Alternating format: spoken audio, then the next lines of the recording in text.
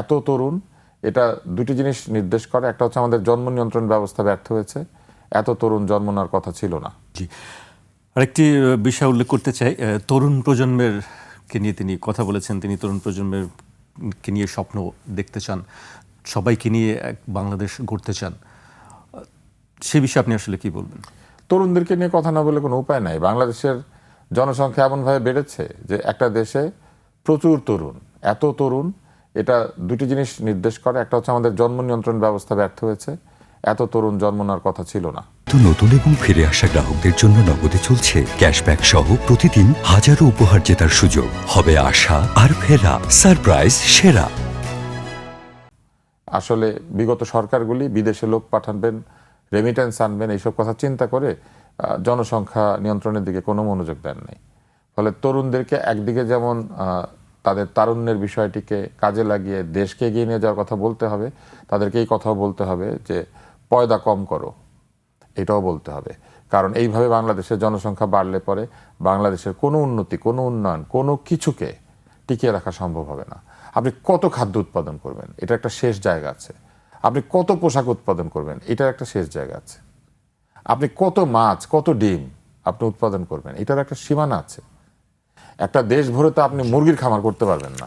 একটা সারা দেশ ভরে তো আপনি ব্ল্যাক বেঙ্গল গোট আপনি চাষ করতে পারবেন না। সারা দেশে আপনি ধান ফলাবেন না পেঁয়াজ ফলাবেন।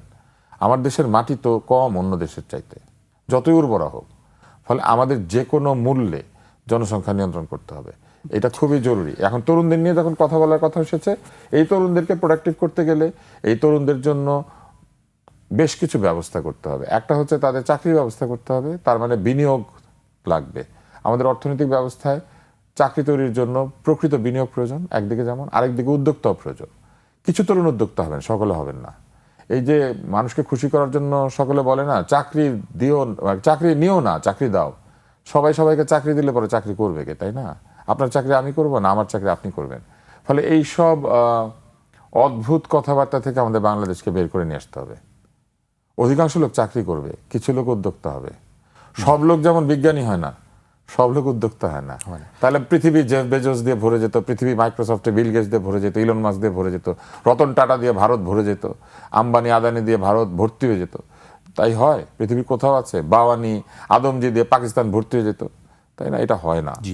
আমরা এই জন্য আমাদের প্রকৃত উদ্যোক্তাদের পেছনে দাঁড়াতে হবে, পুরো অর্থনীতিকে ঢেলে সাজাতে হবে।